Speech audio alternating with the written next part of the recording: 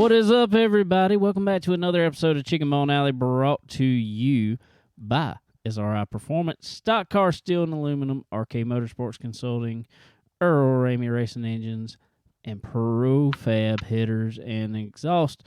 What's going on, guys? I'm David. I'm Sterling. What's up, y'all? Man, another week in the books. Been a wet week, too.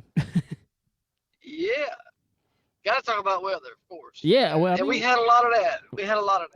Well, we had a lot of it. We've also had, I think, every season since the last time we had a podcast. Oh, for sure. Yeah. Because I think last Monday it was like 90 degrees almost, I think, or Tuesday, something. I don't remember. And today it's been a brisk, I don't know, what, about mid-60s, I guess? It feels like 45. The wind blowing. It feels cold out there. Dude, I'm telling you. I literally... it's like it got colder as the day went on. This morning I was all right. I was wearing my normal uniform shirt, which is, button up short sleeve shirt, whatever. I was good. I got back from lunch and I was like, man, it's kind of chilly. I fortunately have my work coat there, and I was like, I'm putting this thing on for a little while.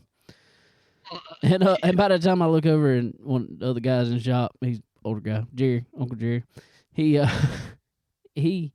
reaches over there and he said, I'm turning the heat on for a little while. I said, damn. Already, though, already. It come on for a minute. Yeah. Well, they had the door open and the wind was just blowing in. And the wind was cool. But yeah, in between that, we've had a hurricane come through. Yes, we have. Fortunately, I feel very sorry for all the people in Florida because they got it way worse than we did. But fortunately, we fared off pretty good. A couple of trees down here and there, and a bunch of debris in the yard. But other than that, we were all right. Well, I'm gonna tell you, and like you said,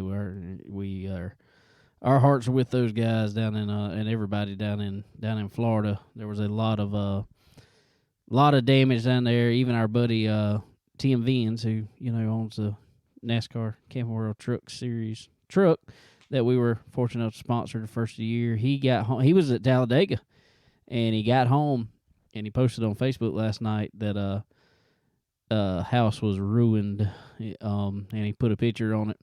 There was a huge hole that come through the roof and in the ceiling in a room, and he said just destroyed one room at least, flooded down there. So he's right at the Daytona area is where he is, and so definitely feel for everybody down there. And I mean, his was, and that's bad to say. I mean, just hurting a house that bad, and his was still minimal compared to a lot of the others, and especially in South Florida. There, a lot of lost houses down there. Yeah, the west side of Florida, it's terrible. I mean, it just was like tornadoes just went through everywhere down there. The pictures I saw, it's horrible. Sure. It reminds me a lot of, and we were little when this happened, but from all the pictures you can look back, it reminds me a lot of what happened here when Hurricane Hugo came through.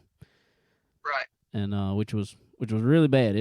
There are still things we can go around here in our area and see, remnants left over from Hurricane Hugo, buildings and stuff that took down that never got rebuilt and stuff like that. So it's gonna be a long process for those guys. But I'm gonna say, fortunately for me, y'all and apparently everybody else in the world even had more than we had on this side of town over here on Florence or Timminsville, where I'm at. Because as many trees as I got lining my yard and everything, I didn't even have a limb down. I had a few extra leaves and some pine straw in the yard. I left in the middle of went to a restaurant right down the road. They were open. We got some lunch, and it wasn't bad at all here. Yeah, you definitely fared out. We had some pretty big trees down. Like I said, I mean, a few of them crossing roads, had roads shut down and all that. But, yeah, it was surprisingly, I guess we're more north side. We're right there at the North Carolina line. So I guess that was the east side of the storm, I guess, if you would, or north side. It's always worse on that side, I guess. Right. But, That's what they say. yeah, so yeah, but so yeah, it was it could have been much worse by all means, but yeah, it was worse than I thought it was going to be. Put it that way. Yeah.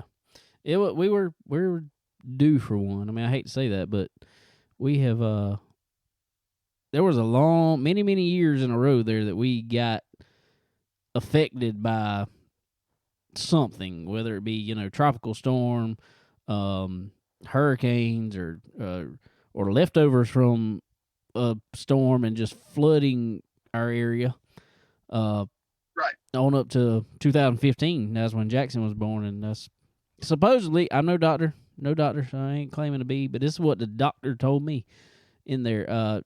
My youngest son, Jackson, he was actually born premature, and they claimed in there that because of the flooding and rain and the system that was there was a lot of labors that night because of the drop in barometric pressure. So supposedly because of that, all the way back in 2015 is why he was born premature. Who knows? I don't know. But so it's been since about the end since we really had anything, to talk about, and Right. which is quite unusual for our area. Yeah, definitely. So anyway, anybody who was affected by it, for sure, our hearts go out to you, because we know the pain to some extent, and definitely know how that process works, cleaning up from stuff like that. So Yep. Hearts and prayers and thoughts and everything's with those guys. Also, while we getting the show started, I hate to go on down notes on everything.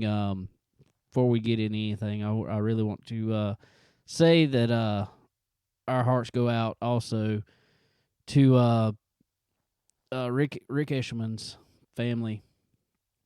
Rick unfortunately took his life over the weekend, and that has left a big hole in the hearts of the racing community.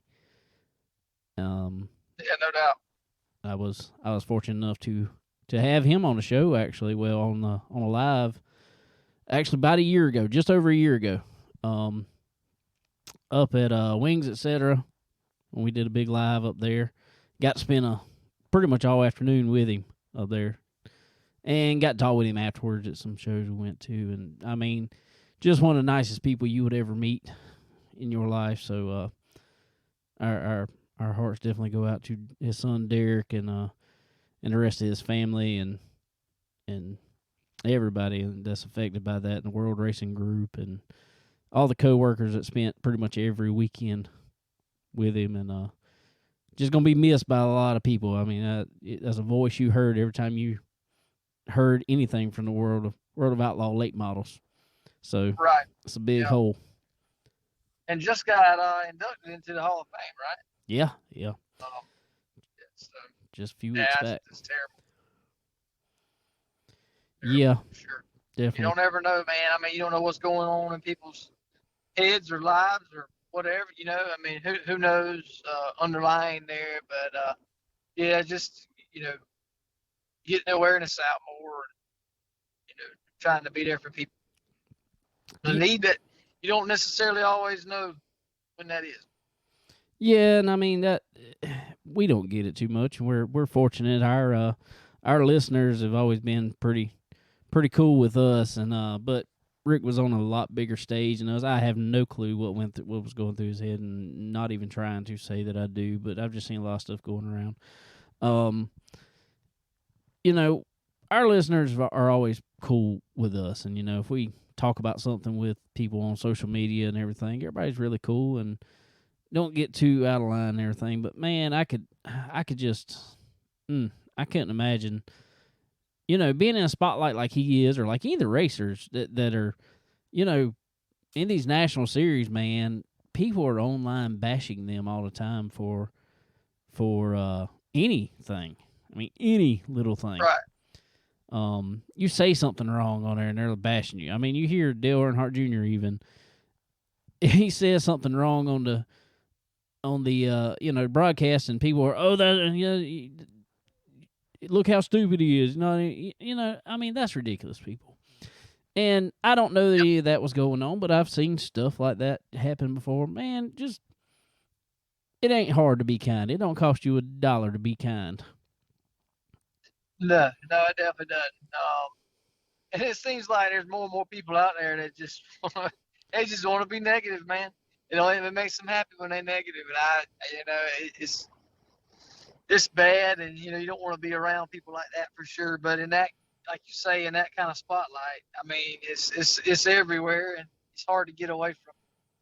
Yeah, it is. And like I said, I don't know that had anything at all to do with it, but regardless if it did or not, man, just be kind to people. There ain't no sense. I mean, we can debate stuff all day long on in racing and any other sport in the world, and but it don't cost $1 to be kind. So, man, you don't know what's going through people's head and what edge they're on, and some stupid comment like that could push them over the edge. So, it's not worth it. It's not worth it to be that reason at all. So, anyway. Man, I before we get in really to what we did over the weekend, because I ain't gonna lie, I ain't do a whole lot. Me and Kayla actually still had to work Friday. Well, not working at work, but I was working. I was a school teacher. Oh. Mary Stephen and I were school teachers on Friday. Nice. They sent home plenty of work for it because they could not go to school because of the hurricane. Yeah, nice. So, yeah. So, I would like some tuition back for our duties. Good luck. Well, fortunately, Landon School didn't even say that. They were just like, we're out. Y'all have a day off. Have fun. Hurricane day. Yeah, hurricane day. Jackson School, they sent some stuff home, but it was actually because they're out this entire week. So wow, he's got an extra day with a little bit of extra work to do.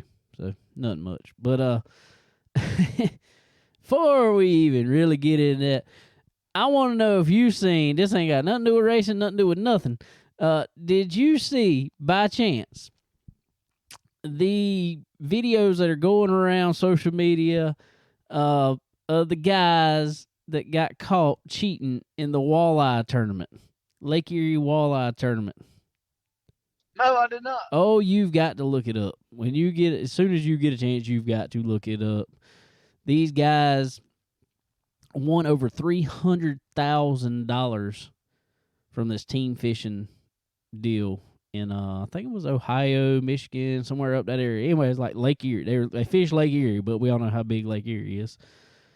So, right. I mean, huge deal. They were like the BASS tour of walleye. Wow. And these dudes won last year, and they ended up going to court because they failed a polygraph test, and they ended up going to court about it and got to take another one and end up passing it and blah, blah. There's been an ongoing deal with it.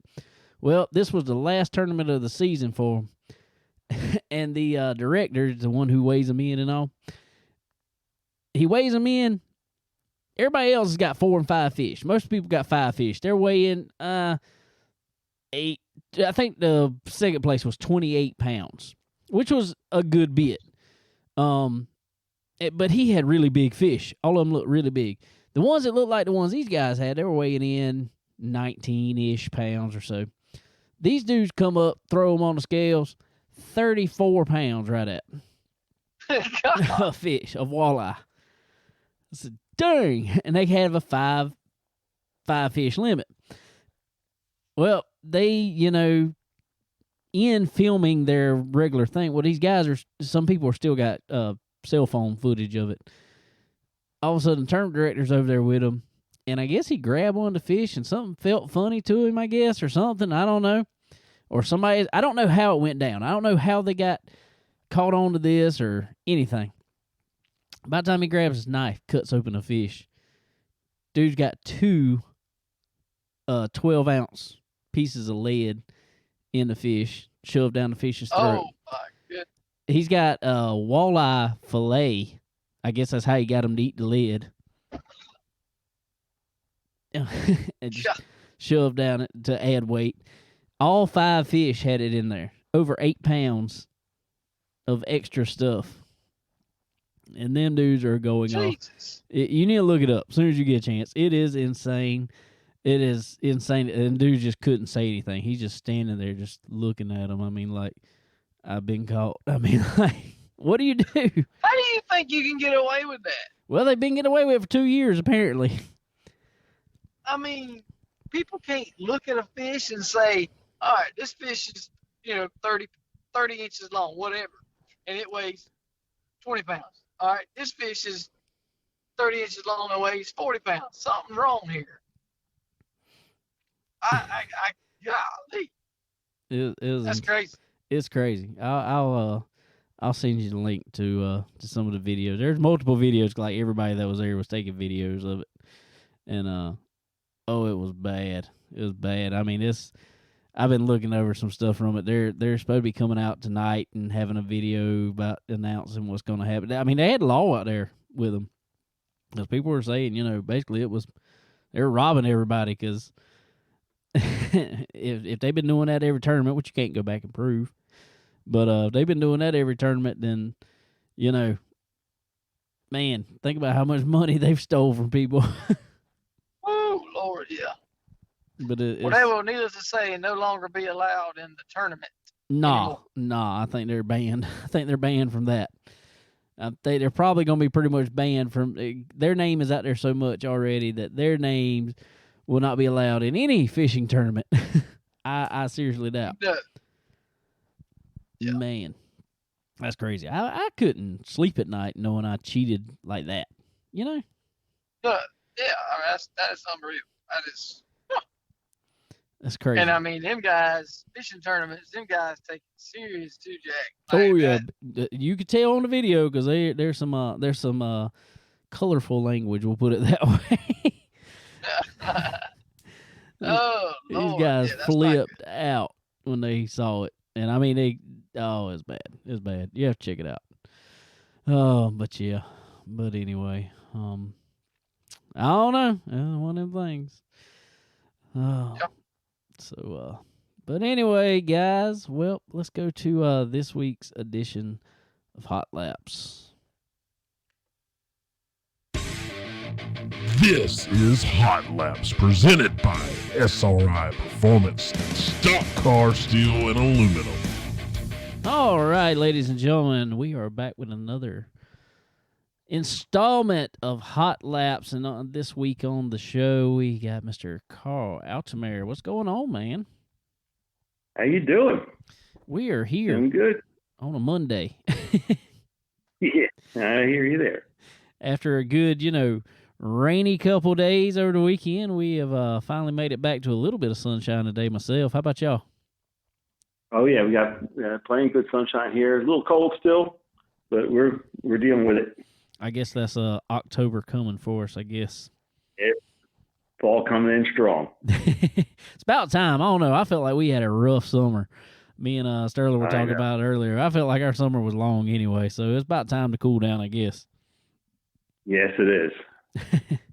Well, cool, man. Well, we want to talk with you a little bit about you mainly and SRI Performance and what you're doing there. So give us a little bit of tell us about yourself first off. What do you do there at SRI Performance? All right, what I do is I'm a line tech. Okay, I deal mostly with powertrain and engine issues. For our customers that call in. So if they got a question and they need a part, they don't know what part they need.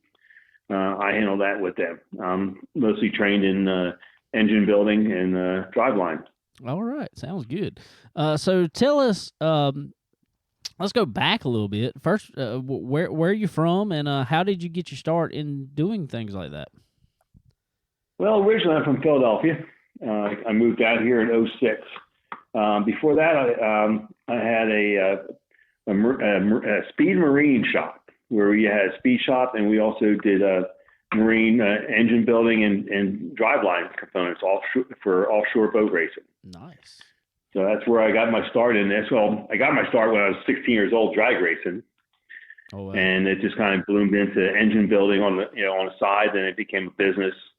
And we got into me and a buddy of mine. He was big into boat racing, and we got into that crowd that likes to build big motors for big boats. And we like to go fast on water. And I was working out of the Atlantic City area, building those engines and building boats for them guys. So we had plenty of people with plenty of money to play.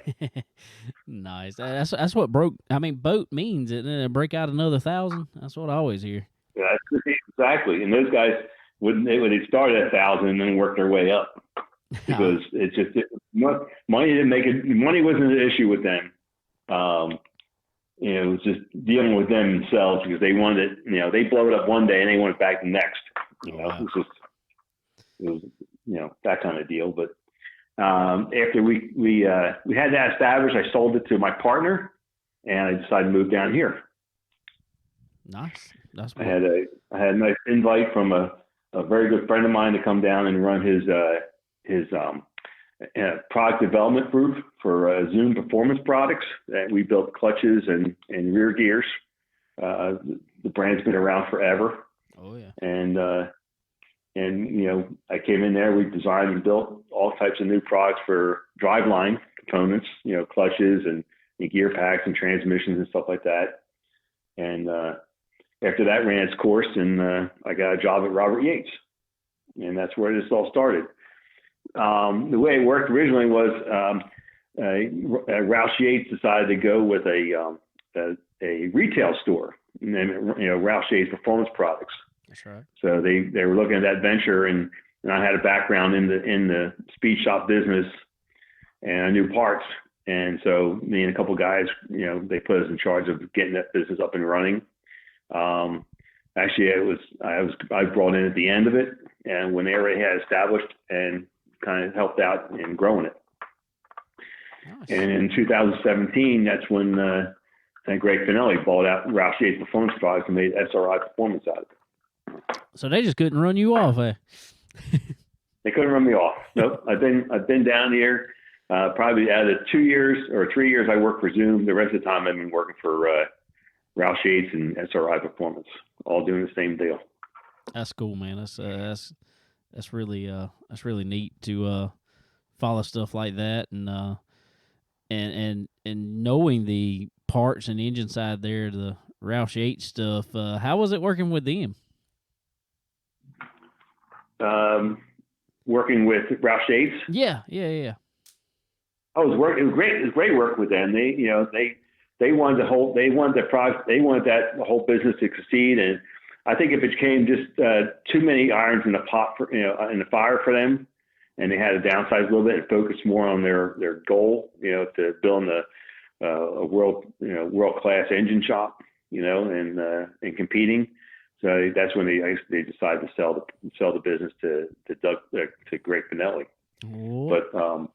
But Doug did give me my start, in the whole NASCAR end, because mainly I was just in mostly street performance and boats. When I came down here, it was just mostly street performance. So most of my hobbies are, building race cars from scratch, doing swap conversions in street cars, putting LSs in Mustangs and stuff like that. And so it was just a kind of a perfect deal for me to come in and help out with that whole program when they started it. For sure, man. And what better company than SRI to take over for, keep on going with that type of program that you were used to there. Exactly. And it's good. I mean, we're trying to grow the street side of it. We're very heavy into circle track and drag racing and dirt and stuff like that.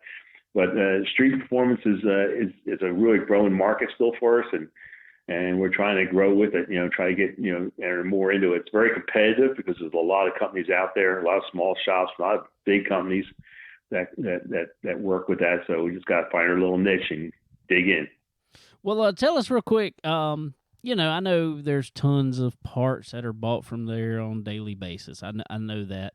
But, on your side there that you're working with, what are some of the big key items that you're seeing going across the counter there for those guys? Well, the big items, where I mostly work in, I also help with the RY45 program, which is the dirt late model engine and the off-road truck engine. So, we're a sole provider for that program in that area. So, we have all the parts, blocks, all the components we need to build those engines. All the team owners and engine builders come to us to buy those RY45 parts. We're already stocked up. We had a little delay on trying to get blocks in from York because these blocks are made over in England, and we finally got them in. So we're all gung ho and trying to get that program back, back real strong. We got a lot of people out there waiting for parts coming in, but mostly the RY45 program, is the big items I deal with. Other big items are engine packages. I can kind of put together. A customer will call up and say, "Listen, I'm trying to rebuild this car, or I'm trying to build a street car, and I need an engine and transmission," and I'll put together from front to back. Get the components.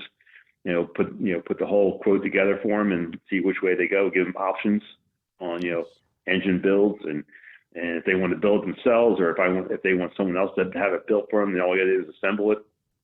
It's mostly is my big items I deal with. Nice. So I know every once in a while there's some they like to put up stuff, from every department a little bit in there on the clearance side, I guess we'll say, on sale over there. So what any big sales coming up on your side? Well, with winter coming in, we're trying to get we just introduced some of the hoodies and the beanies. They're coming out, and we're going to start bringing them out. We got a couple of big events coming up in the next couple in this month and into November. We got the short track championship in Charlotte here on the 27th through 29th. We got that going on. We got the Roval coming to town this weekend. That's right. It's getting a little chilly out. People only want a little shirt or something to deal with, keep them warm. And then we also have the World Finals at end of the month, on the November 2nd to the 5th. Yeah, for sure. And I don't know what it is. Go ahead. I'm sorry. That used to be a 3-day deal. Now they made it a 4-day. So they got 4 days of the World Finals going on right here in Charlotte. And that's going to be a lot of fun too. And like you just said, I don't know what it is about that race, but it tends to bring the cold weather with it. So you better make sure you get you a good pullover or beanie or hoodie and jacket, whatever. And what better to have than some SRI apparel over there, and either or stock car steel and aluminum. But yeah, man, those bring some cold weather with it. It always seems like. Absolutely. But yeah, we got a lot of things coming up. We got a new website getting launched soon. We should have that by the end of the month. With the stock car steel, we should be able to have it all integrated in our new operating system here. So, buying all the internet will be a whole lot easier than what it was. So that's all stuff coming up. Cool. That is awesome. That is always a good site to be on, and they're only gonna make it better, guys. And like we'd like to tell everybody every week on there, when you go on that website, all you gotta do when you get your cart full and everything, and go to the promo code area and put in promo code CBONE10. That's C as in chicken, BONE10, and you can get yourself 10% off of all these cool parts talking about. So I know. Any orders you put in on SRI Performances is by process. So you put that little promo code in there, and you'll get your discount, and I'll get it processed out for you. There you go. All right.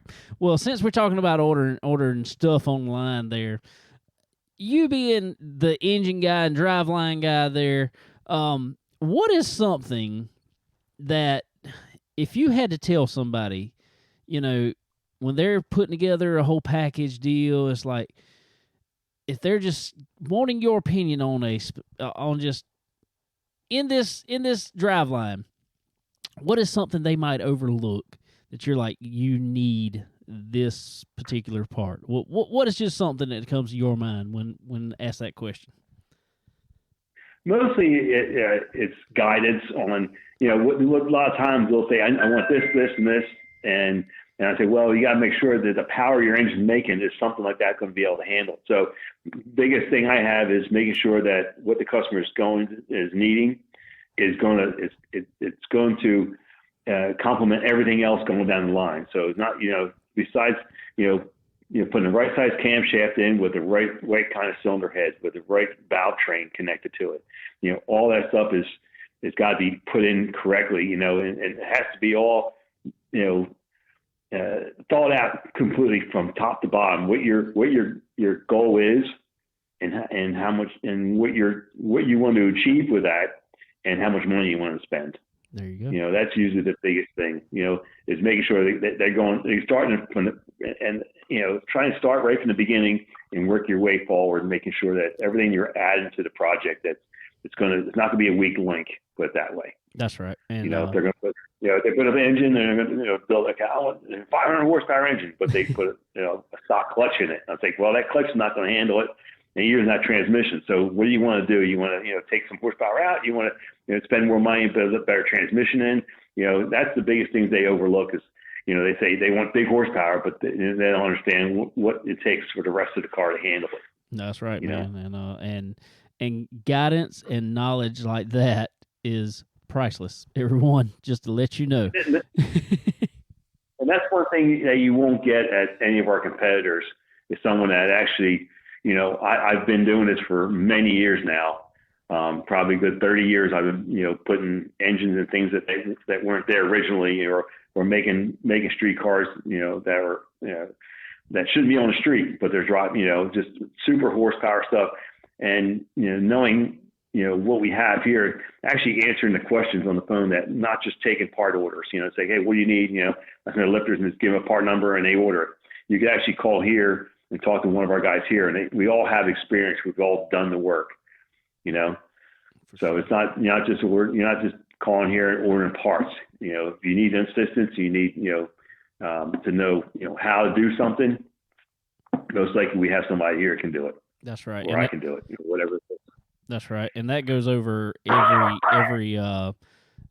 every department, I will say, and everything going on in the shop. That's not only engines, that is obviously the performance parts, like we just said, the safety gear, industrial supplies even, and the welding gas program. There is somebody there that knows all about everything, all these programs going on at SRI Performance, for sure. Yeah, these aren't just people that come off the street and we just train them to sell parts. These are people that have been in the industry doing the work, and now they're in there to sell the parts, and also to have the experience to make sure you guide you in the right direction. And you say, yeah, no, that's not what you want. It's the wrong kind of gas for what you're trying to do. We have those people in hand. So when you call up, you can get that right information right from the start. Exactly. Well, cool deal. All right, Carl. Well, man, we sure do appreciate you coming on, hanging out with us today, man. Oh, not a problem. Anytime. All right. Well, you keep all them guys straight up there at SRI, because we know how crazy that engine room can get back there. It's crazy. But we'll take out anybody want to call. Just ask for Carl, and I'll work you through your problems. All right, and let everybody know real quick the best ways to order there. I know that we can obviously get on the phone and call. What's the best ways to get a hold of you guys? Just the best way is either through SRI sales on the email, or call us directly on our phone number, or just word of mouth. We all get here. There you go. All right, Carl. Well, we sure appreciate you coming on today, man, and can't wait to talk to you again, buddy. And all right, everyone, this has been this week's edition of Hot Laps. All right, we sure appreciate, like I just said, appreciate Carl coming on here and talking about SRI some more on here, ladies and gentlemen. As always, our good partners over there, and as we told you on Hot Laps there, head over to www.sriperformance.com. Get all those parts Carl was talking about there. All them performance parts for your car. He's the engine and driveline man. He knows what's going on. Just give him a call. But if you need to know what it is, put it all call him up, then get it all on your cart there and put in, like I said, the promo code there, CBON10, get yourself 10% off. Hook you up. For show. I know we kind of got off our opening a little bit, but I want to go back to a little bit, might as well. This ties into racing, I guess. Did you see where the hurricane came over? We were talking about hurricane earlier and how it messed up Florida so bad. Did you see the pictures? I posted them on our I think on our Facebook.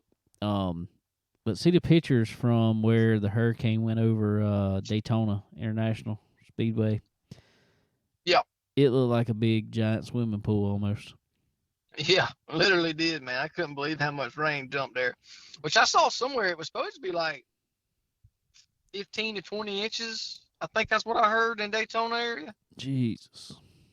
Good Lord, bro.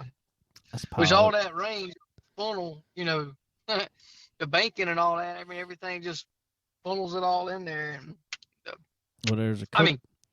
Oh yeah. Big lake in there. Yeah, I mean the lake overflow and bringing water down with it and all that stuff, and the lake overflow and man, whew, that's a lot of water. But I know there's part of it. I don't know what turn it was on. I couldn't really tell.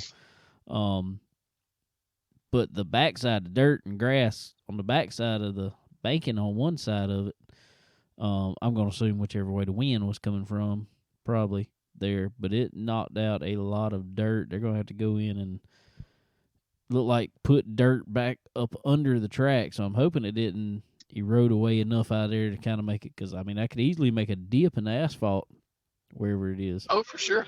Yeah. So that's crazy. Yeah, it is. Crazy. Whew. Hope that don't happen no time soon. I want to go over something else before we got Indian racing from this past week here. Something pretty exciting coming up here in a little over a month now. And the reason I'm already bringing it up is because we're actually going to play a pretty decent part in it, which is pretty cool. We did last year, and they want us back for more, so and added to the duties. So that's really cool. Talked with our buddy Steve Zacharias from Florence Motor Speedway today, and we're talking about they are excited already for the South Carolina 400 coming up in November, and man, it's gonna be a cool deal. I know people have seen it before, like to do, I guess, kind of like at the Snowball, but the South Carolina 400 has been a big deal in our area, so they want to make it a bigger show. So not only are we gonna be there Saturday talking with drivers and talking with fans and everybody else, we're also going to be there Friday night hosting the show for the qualifying position draw that Friday night. Sweet. So that is going to be cool. We're going to have a whole show dedicated to, as people, like I said, if people seen the Snowball Derby and stuff before, kind of the same deal. However you come up and draw is what position you go out in qualifying. And it's been a huge deal here in our area, right here in Florence, South Carolina, for the past couple of years now, since Steve and the gang have taken over Florence Motor Speedway, man, and been racing over there all year myself. And man, it's an exciting time of year for us in racing around this area, because that's always a big race. Last year, Ty Majeski was able to take it home. That was 2 years in a row, wasn't it? Yeah, I believe so. Yeah. Yep. Ty Majeski's come down, and he actually passed Carson Quapple there with on the last restart to take home the win last year. But, man, we're going to have a stage there. We're going to be up on the stage, like we said, talking with drivers. Man, just doing all kind of stuff there, anything. And, I mean, we're going to get a lot more details as time get closer. The actual order of all the events and all the events that be going on. But, man, it's going to be a lot, and we're really going to be involved in it this year, and we were last year too. I mean, it was just kind of our first one doing it, so had to really see what was going on, and we got down there and set up and had a bunch of drivers come over and hang out with us. Went live quite a few times that day, and so kind of going to be a 2-day deal going on, which is going to be really cool, really cool. I can't wait for it. That's going to be a lot of fun. We're going to have, I know we'll have Steve on here talking about it before the day comes up, so that'll be cool. Get him on here. It's going to be a lot of fun for sure. Yeah, absolutely it is. And like you say, I mean, for late model stocks, this kind of is the Snowball Derby kind of. Yeah, I mean, it really way, is. I mean, it's become kind of one of the biggest late model stock races in the country. Now we know, excuse me, we know it was at Myrtle Beach, which is where Steve was a promoter at for many, many years. Now, unfortunately, Myrtle Beach has gone away. They took over Florence Motor Speedway and brought all that excitement here. And this is the 30th annual, actually. So, many. It's going to be a big deal this year. I think, and you know, I'm gonna put this out there. I guess we'll talk about it a little bit. I think the past couple years, obviously, everybody knows what's going on in the country and with pandemic stuff, and don't get me wrong, last year's crowd was great over there, but racing in general has come back with a vengeance, I think, this year, because everywhere we go, it is packed houses. Yeah. And so it's really cool to see, and I'm excited to see what kind of crowd is going to be out here at Florence Motor Speedway for the South Carolina 400. Yeah, no doubt. It's going to be a big show. And I mean, Martinsville had, I don't know, what was it, 70-something cars? 83, I think is what I heard total ended up being. And Steve was one of those. That's what we're going to have to get him on there and talk about. He didn't make the show, but he went up there and tried it. Man, that's a tough feat. Oh, yeah, that's very tough. That's a stacked field, and they're so close, man. Great day. They're so close. You look at some of the qualifying times and just how close the field is unbelievable. So you got to be on your game. You got to have everything right to make that field, no doubt. And it'll be the same way, Florence. Some awesome cars, awesome drivers come to that every year. And like you said, the past 2 years, I didn't go last year. 2 years ago when I went, man, it was ridiculous how many people was there. There was people parked out on the road trying to walk up there and get into the racetrack. And like you say, it's done nothing but grow. So it's going to be huge this year for sure, I know. Yeah, definitely is. It's been some awesome racing over there all year long.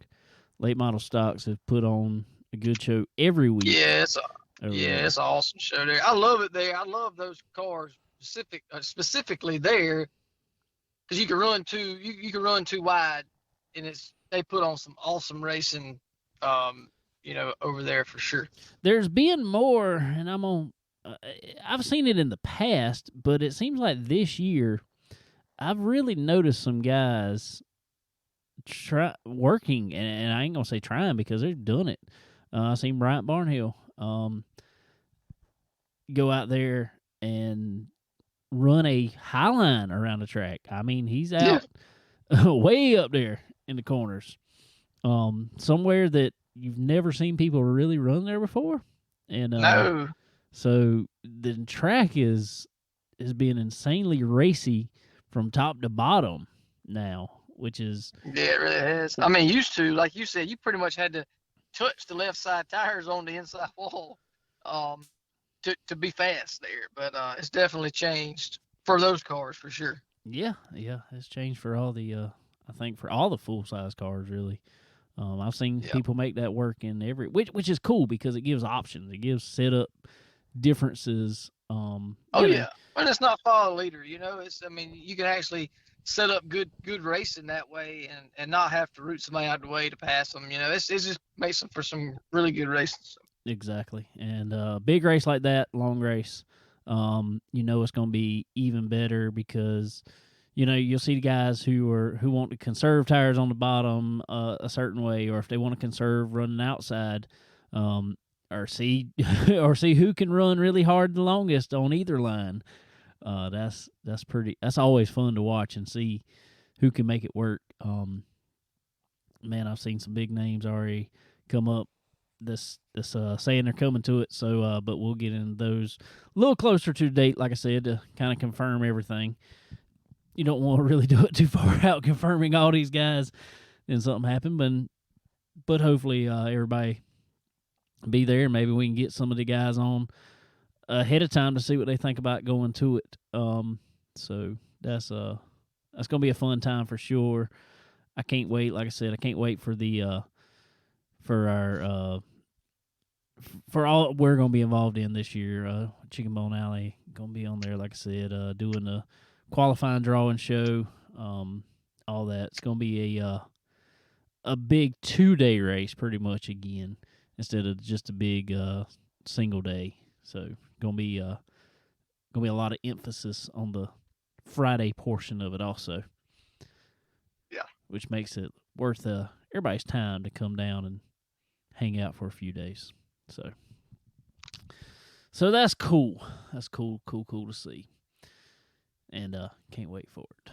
But anyway, I reckon we need to get into some racing action from over the weekend. I guess we'll start with it pretty much rained out everything around here.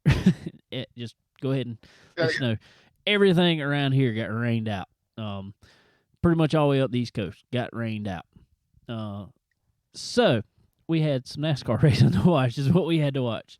I will go back real fast. Last Wednesday night, had the flow racing night in America, or race night in America, whatever they call the thing, was at Atomic. And Bobby Pierce was able to take that home.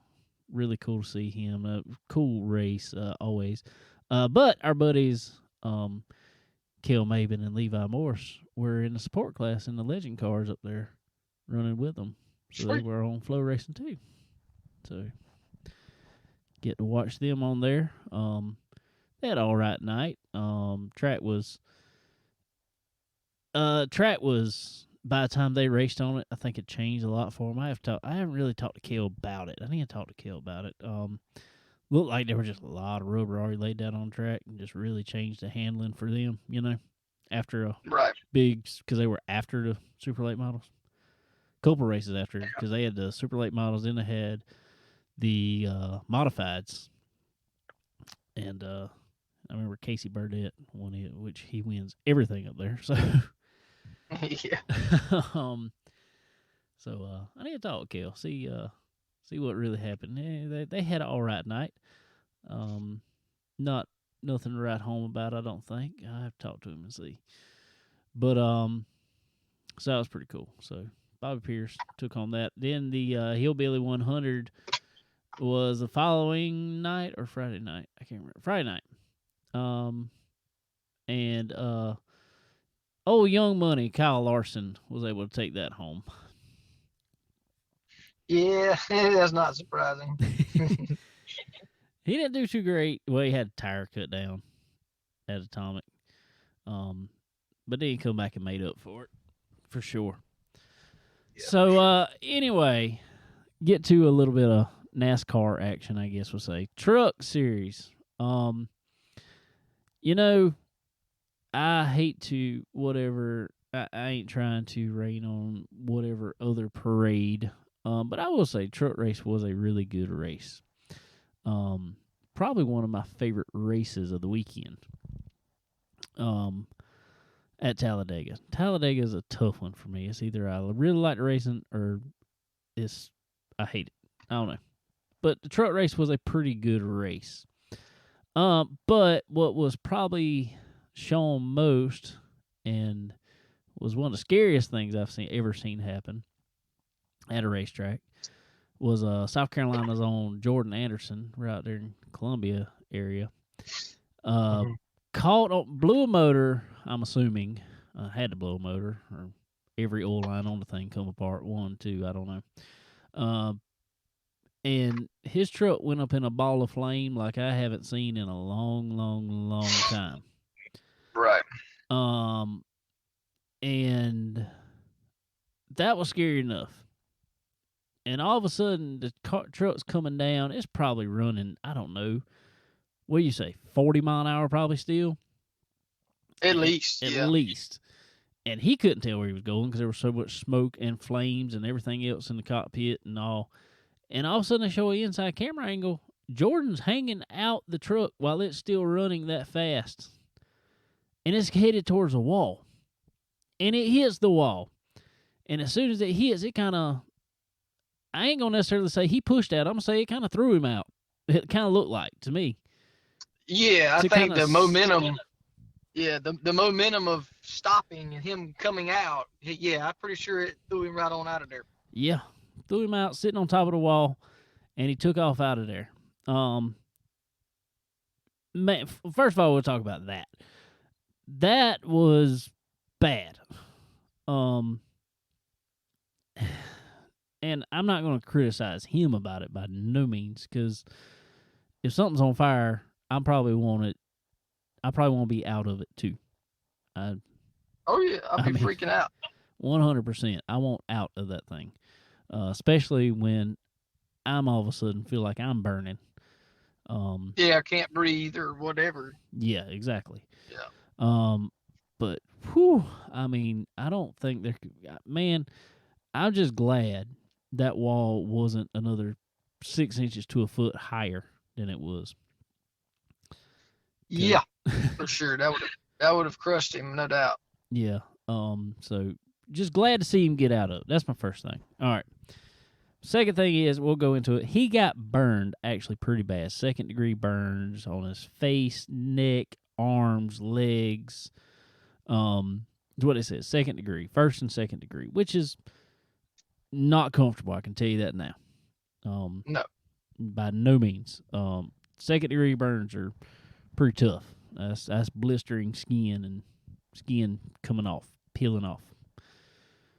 I saw some pictures that somebody took. I don't know if they took them or if it was just kind of some quick still shots of the race itself. And they zoomed in on him as he was coming out of the truck, kind of from behind it. I guess say if you were looking from outside of say turn 2 area, looking in on him at the truck. And when he was standing on top of it, you could see the arms of his fire suit, the legs, and kind of up around the neck, chest area. They were like brown looking from either being burnt in itself or, being covered in oil. Okay. Right. So I'm going to be a little bit critical here. And I guess it's probably being critical of NASCAR, and I hate to be too critical of Jordan Anderson himself, but these are his trucks. Now, he is buying them from somebody else. He is not building these trucks himself. Now, I mean, I think they do some assembly of the trucks. Obviously, they have to work on them. But he's bought, I think, all his trucks from another team. Why in 2022 are we building trucks or any NASCAR vehicle that when it blows up, that oil has a passageway at all to come in through the firewall and get to a driver? I can't understand that either. I don't get that. I get you got stuff that has to go through the firewall. I get that your steering column has to go through the firewall. I get that wires and, stuff like that have to go through the firewall. I get that. But in my opinion, that is 2 points. And, well, maybe 3 or 4 points that stuff has to go through the firewall with throttle linkage and brake rods and clutch linkage. I get that. But they literally make grommets that are made to stop this exact thing from happening. There is no way, in my opinion, because they have a right side window in these trucks. I get that there's some that could have come in through the left side window, but I don't think it's that much come in through the side window. I No. think the majority of what got on him come through the firewall and through the floorboard of that truck. Yeah. And to me, that's unacceptable. No, you can't have that. You know, and I don't know what was it something the team did. I mean, it passed inspection. To what extent they inspect safety wise the trucks. And I don't know. And that's my point. That is my point exactly. Is looking at NASCAR, why is something that is capable of doing, why is that legal? Why is the front of these trucks from firewall to floorboards not sealed up? And so in an event of something like that happening, oil, as hot as that oil is coming out of that motor, even if it wasn't on fire, it will burn you. Why is that capable of coming in the truck? I can't get that. I don't understand that. No, I don't either. I'm sure they're gonna. Well, I don't know this, but I would assume they would take that truck back to RD and inspect that and find out if there's a flaw in their safety mechanisms to better that, or find out if it was something missing that should have been there. I don't know. But you know, we've seen cars blow like that, you know, somewhat before. But I just don't ever remember seeing that much oil being in the cockpit of the car. No, me neither. So I don't know. I don't know what would have happened. That was a little excessive in my opinion, but I know regardless, Jordan is on the mend now. Said he'd be a few weeks, he'd be healed up. So glad to see that, you know, for the most part he's all right. Minor stuff, because that could have been way worse, for sure. Yes, for sure. So glad to see him, you know, be all right otherwise. But how about Matt DiBenedetto finally bringing him home a win? Yes, finally. Barely, but finally. Tell me about it. Well, technically he has won before that, but not really. Yeah. That's the first one he's counting, he says. So Right. So it's been that was a close one. I don't know. Do you agree with, this is what bothers me at Daytona and Talladega. Come out of turn 4.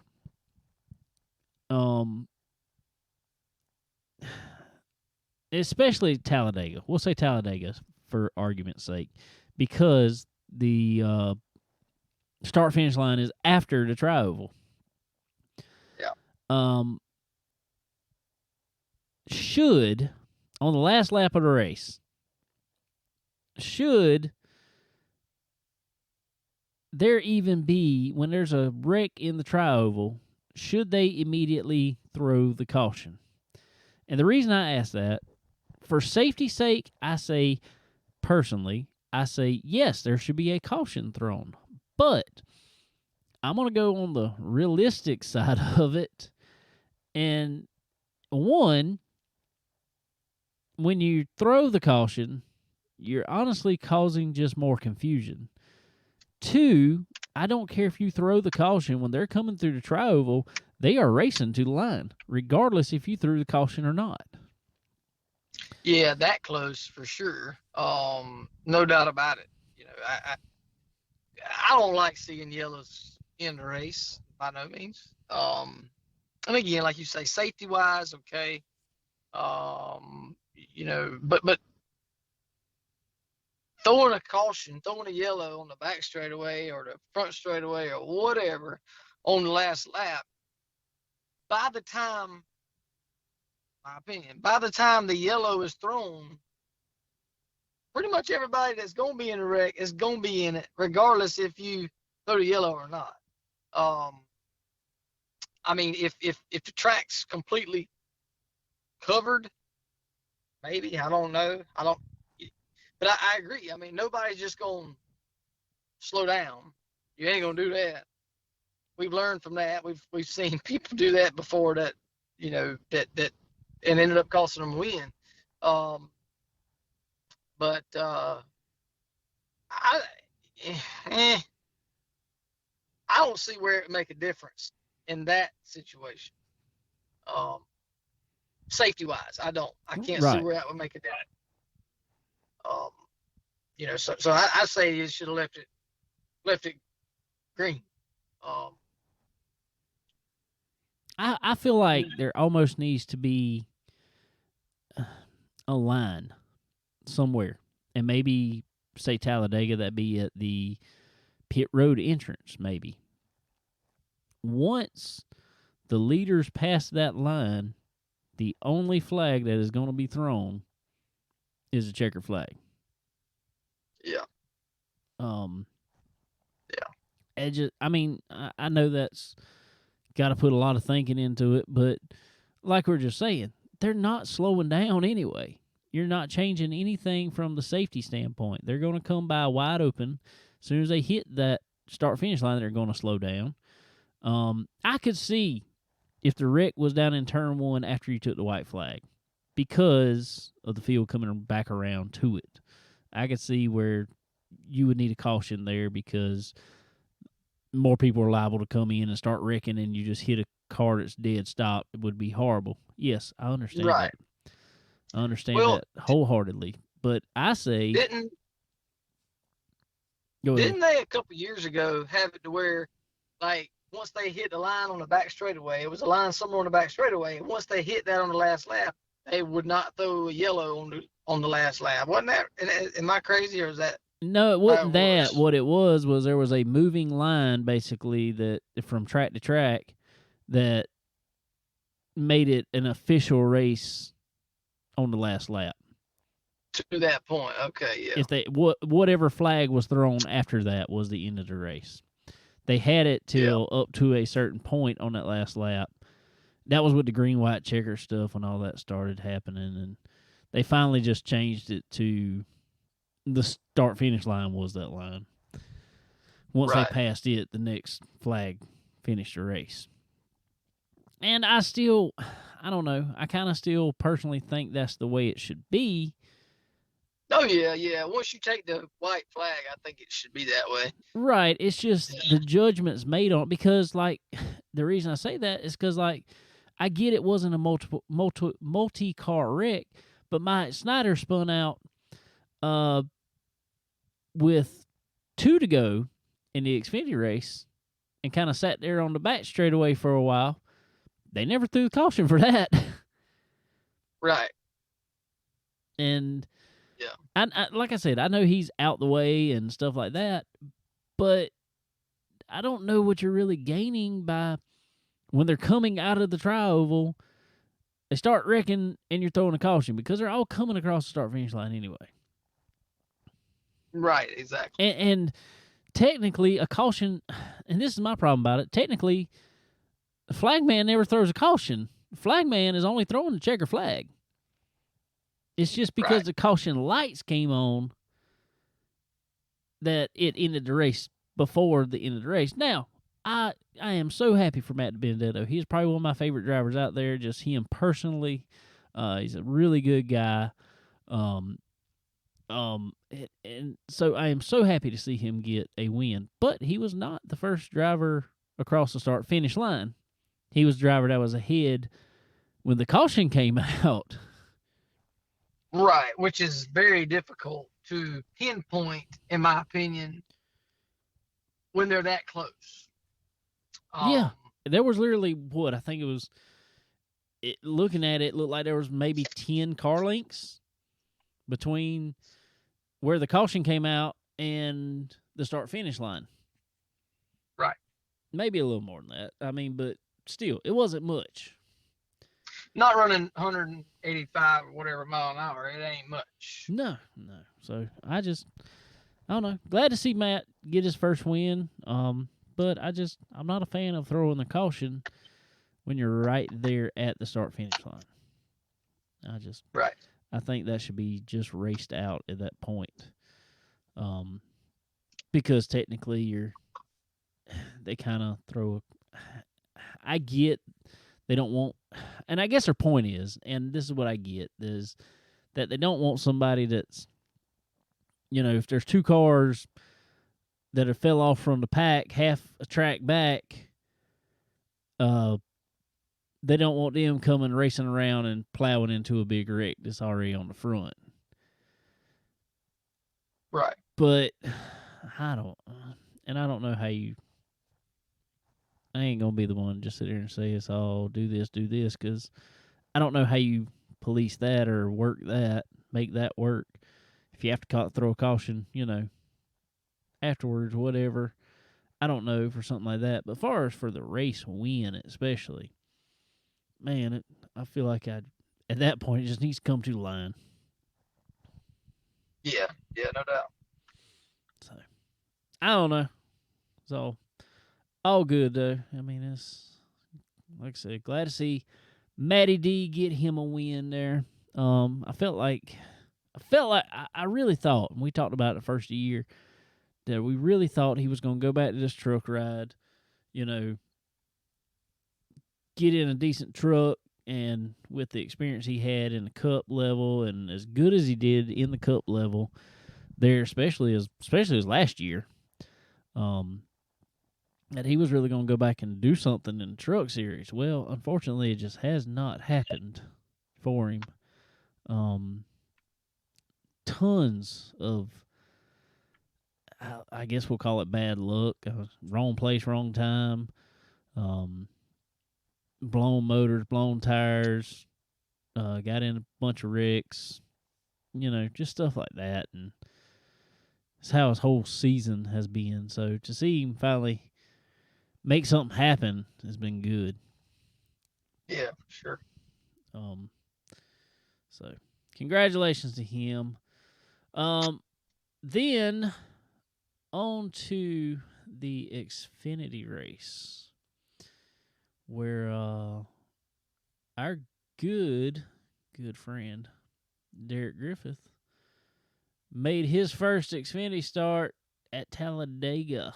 Man, I was glad to see him in that race there. That's that was a good one. Probably not a finish he wanted, but man, it's tough when you're the part-time guy coming in. Oh, yeah, definitely. It's tough to get people to work with you. Xfinity Series, regardless, it's tough to get people to work with you. Yes.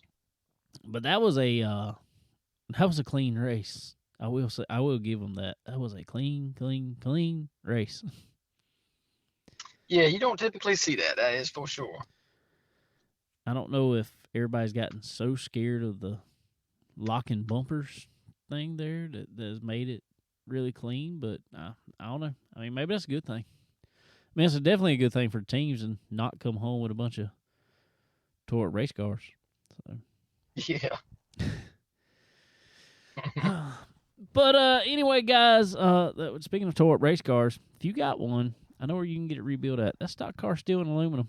They got all the they got everything. They got all the materials you will need to rebuild that tore race car. So head on over to Stock Car Steel and Aluminum and get yourself some whatever you need. The sheet metals, the aluminums, the tubings, the Pro Moly tubing as they call it. Head over there, get yourself some today. Get that car looking right. Get it feeling nice and going fast. They're number one in the race. What we call it? Let's see. Let's come up with something.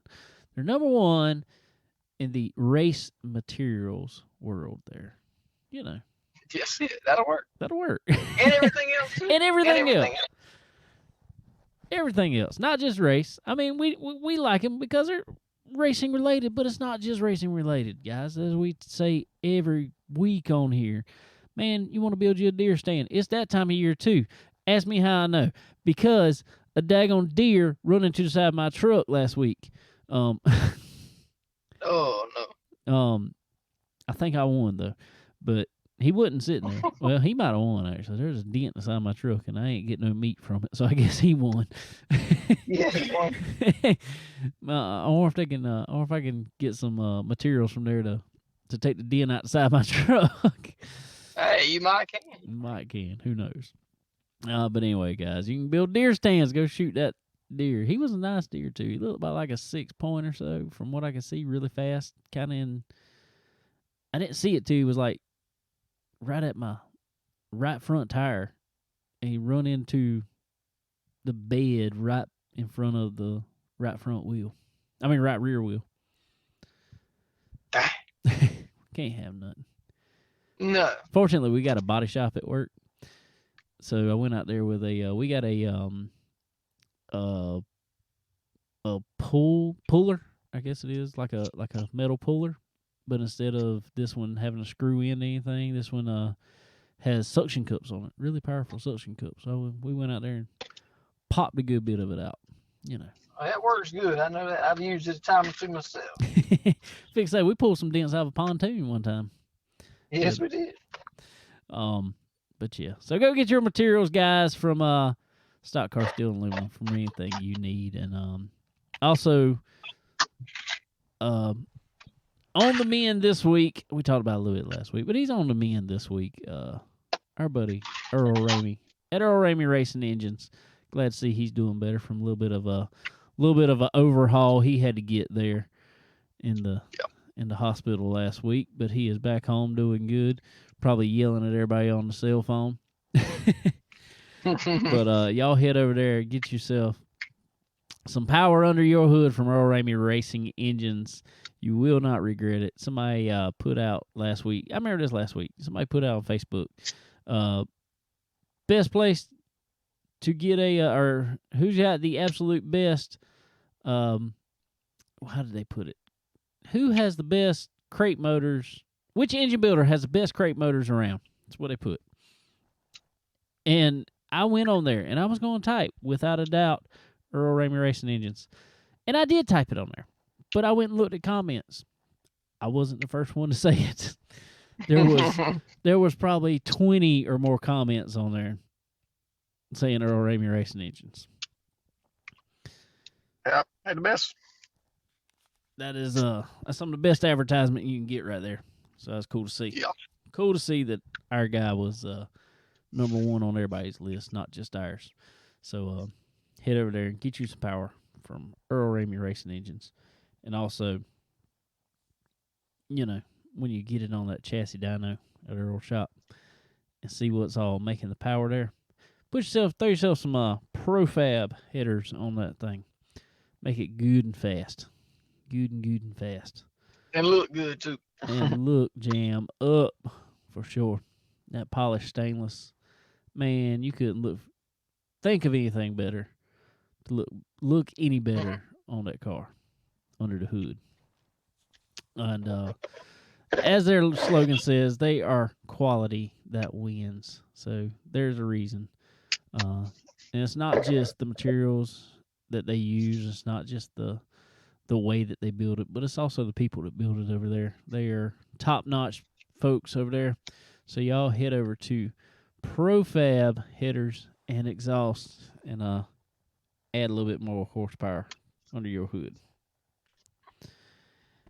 And I reckon, speaking of them Profab headers and exhaust, there's a bunch of them boys out there at Talladega in the Cup Series making it happen. And some of them were them Hendrick Motorsports guys bringing home a win with Chase Elliott there. Yeah. Finally, a playoff driver wins. That's good.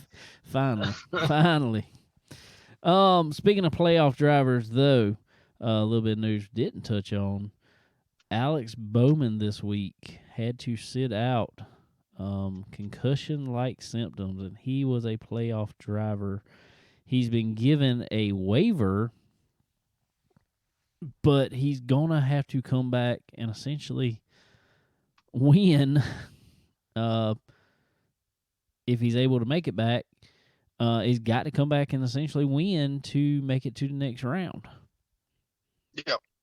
And there has been some serious outspoken drivers this week talking about this car. Denny Hamlin probably being the biggest of the bunch, I will say, and the most outspoken.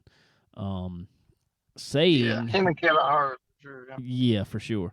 But Denny Hamlin come out this week and said in a after a meeting that he seemed like he wasn't too happy still with NASCAR even after the meeting. It sounded like it wasn't as productive as he wanted it to be.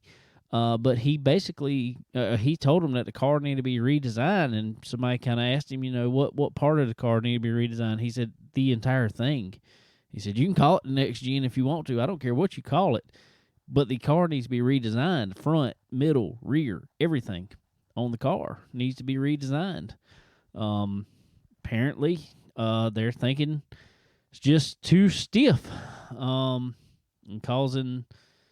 transferring too much, I don't know, movement or just force, I guess you could say, through the car. Yeah. Energy, transferring too much energy to the driver, I guess. It's not good. It's not a good look for NASCAR at all. Because he's saying they knew this going into this year, and NASCAR didn't want to do anything about it. They just wanted to roll out this car. They had to get this car out. Even though they were telling them this over and over. I don't know. Like I said, not a good look for NASCAR at all.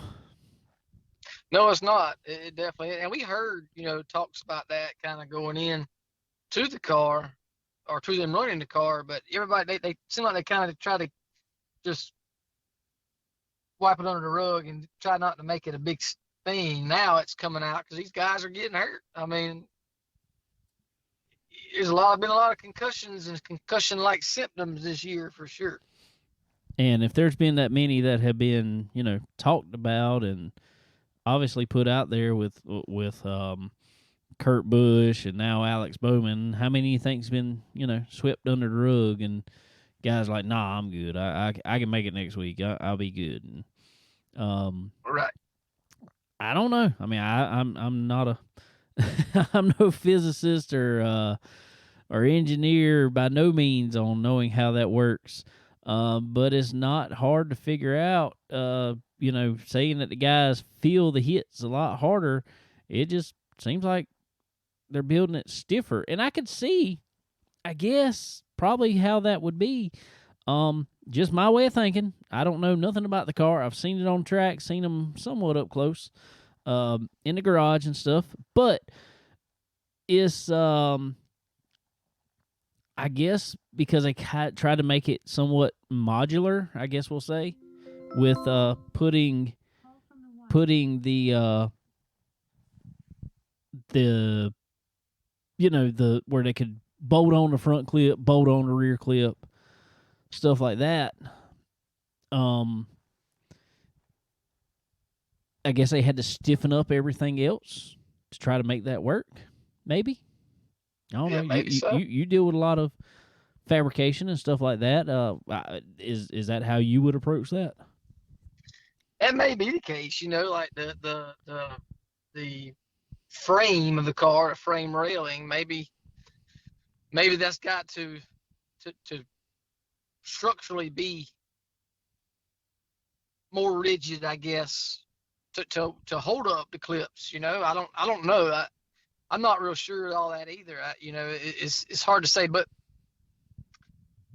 the way they designed the car and the reason they designed the car the way they did, I don't know. I mean, why change what was working from a safety standpoint, I guess? I mean, you know what I'm saying? I mean, I know they're trying to make it cheaper to build and all that, and I can't see where they're going to be cheaper. Maybe they are. I don't know. But yeah, I don't know, man. They got to do something, because if they get enough drivers together, they'll freaking go on strike or something. I mean, who knows what they'll do now? I don't know, but and I don't necessarily blame them. I mean, I wouldn't want to go out there and get in something that I didn't feel comfortable in running 200-mile-an-hour in. I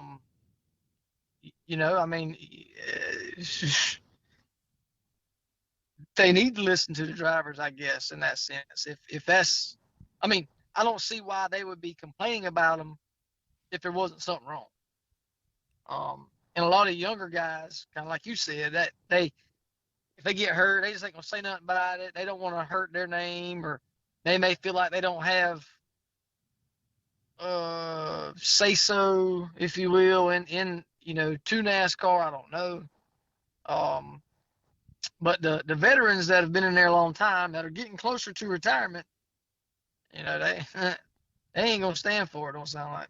No, no, and I'm honestly surprised because years ago, I think it was, and I'm trying to remember who it was. Might have been Kevin Harvick or Ryan Newman or somebody. I don't remember. They kind of Ryan Newman. That's who it was. They kind of spoke out against the car and the product that NASCAR was bringing, and NASCAR hit him with a pretty big monetary fine. And yeah, I'm kind of surprised that NASCAR is letting Kevin Harvick and Denny Hamlin and a few crew chiefs out there and others just kind of keep going about it. I'm kind of surprised they're letting. I'm glad they are. Yeah. But what that tells me is that that they've had these conversations in private and nobody's listening. Nobody's doing anything about it. Because I know these guys wouldn't just go public with it to begin with. That's kind of their last resort, it seems like, to go out there and say it in public and make NASCAR react to it. They kind of tend to want to steer away from that, but now they're kind of, it's like, that's our only option. Let's do it, and it's, I don't know. I don't know if it's going to be good. I'm hoping. I don't think, back in, I don't remember when that was, but it was when they had the tire war with Hoosier and Goodyear, or no, Goodyear and Firestone. That's who it was. I think it was the Firestone guys sat out or something like that. I'm hoping it doesn't come to something like that. And I don't think with the sponsors and the way the sponsor contracts are written up now, I don't think they can really. I don't think they could afford to do that. Yeah. They pretty much got to be out on the track. But just like hearing Noah Gregson the other week on Door Bumper Clear, he was on their podcast and talking about, he was he signed up for all these races, first year to run Cup because he wanted to move to Cup, which worked out for him. But I think after he signed his deal, he's kind of like, man, I hate to take a hit in these cars. I don't want to, chance anything with the Xfinity side because he's, he won 4 races in a row. He's kind of the man to beat right now. And he don't want to take a chance of taking a hit in a Cup car because the hits are too hard now. And that's saying something. No, for sure. So, yeah. I don't know. We'll see what happens. I think they're going to kind of back NASCAR in the corner, and they're going to really have to do some scrambling. They're going to have to do something, no doubt. They're going to have to. Because it's not going to stop. They're not just going to give up. No. And it's crazy because it's between that. It's between, the crew chiefs wants the cars lower, so they have to run lower air pressure, and tires are coming apart. But to me, that is a problem with the teams. But I don't know. I mean, it's all making the racing look bad. And you wonder if that's – I know they had kind of one bigger wreck at Talladega, but, you wonder kind of if that's what causes, I guess, calmer races at races like that. Is these guys just really don't want to hit anything? It's just like, let's just hold back.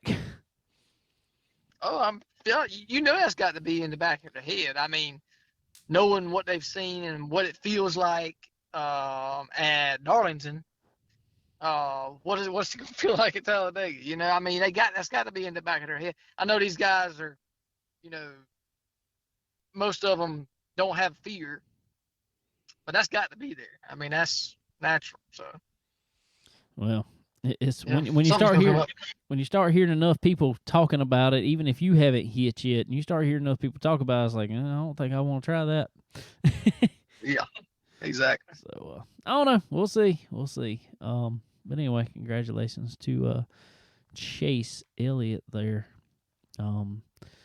Couple other things, guys, want to throw this out there. High Octane Racing Apparel, guys. The fall line is in now. Really cool looking stuff. Go check out High Octane Racing Apparel. Aaliyah and her gang there putting out some awesome looking designs, shirts, koozies, hats, all kind of good stuff. Y'all go check out High Octane Racing Apparel.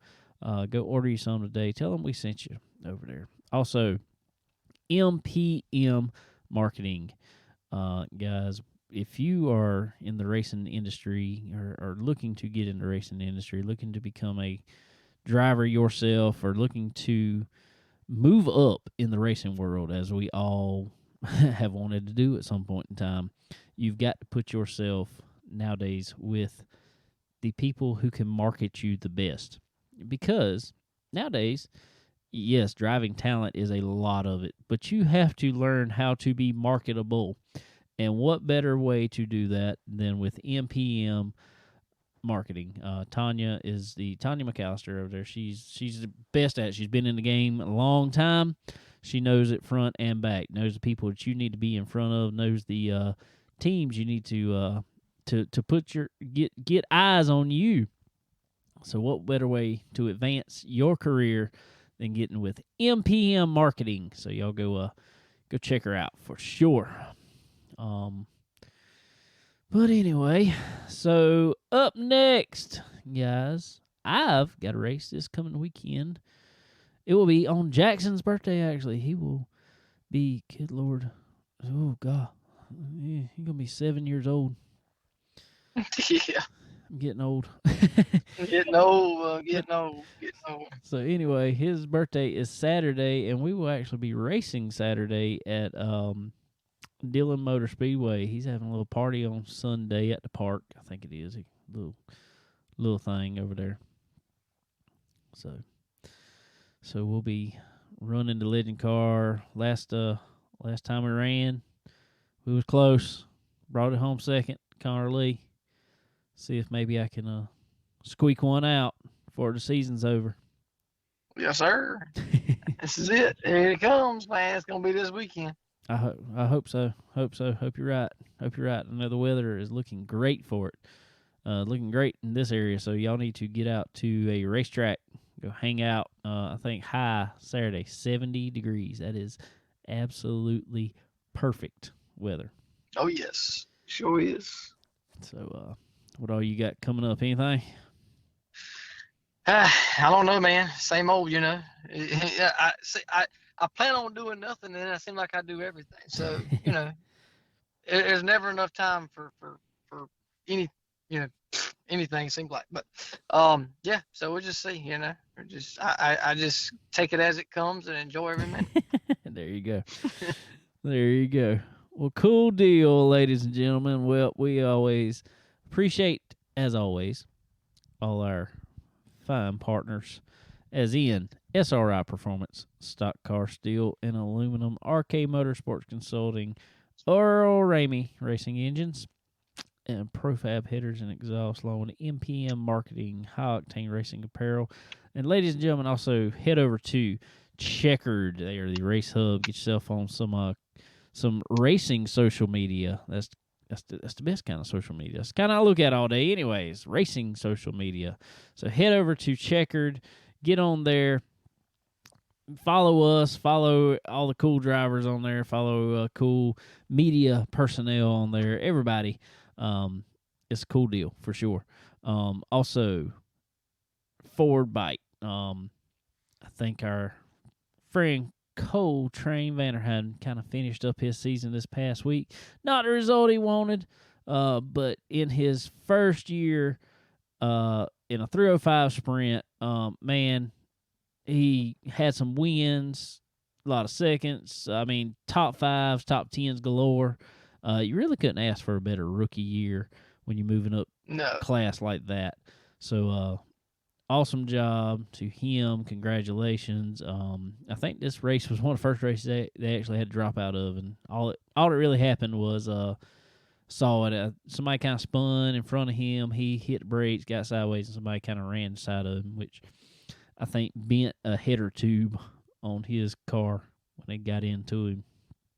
And so he didn't want to mess nothing up. So come on off. But congratulations to him. Great rookie season for sure. I don't think you could really ask for anything better than that. No, definitely not. Lot to learn and grow on for next year, and like you said, he's taking care of his equipment for sure all year, no doubt. So, that's one of the most important things. And he's definitely done that. So, he's definitely going to be somebody to watch out for next year. For sure. But y'all head over there and check out some Forward Bite apparel because every racer wants it. Y'all go get some Forward Bite. Cool looking stuff. It's coming up cool time, guys. You need some hoodies, some pullovers, some jackets, some beanies, and all that good stuff. So head over to Forward Bite.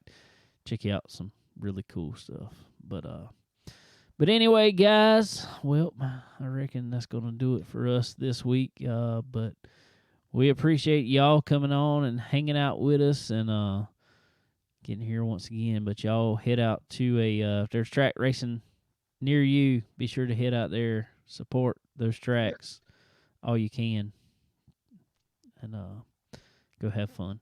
But anyway, guys, I reckon we will talk with you next week. Later.